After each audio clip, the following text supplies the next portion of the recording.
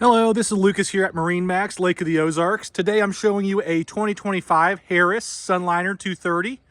This one's going to have the brownish interior. It's going to have the gray exterior matched with the black rub rails. Still using the RPM chassis.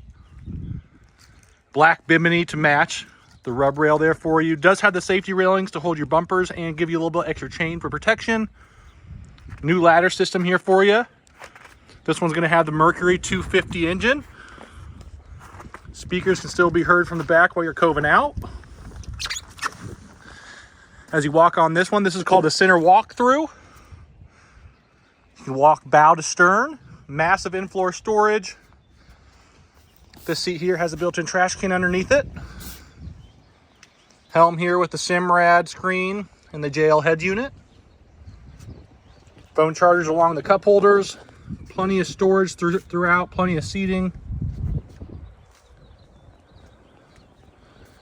Give us a call here today at MarineMax, Lake of the Ozarks, and let's get you a Harris.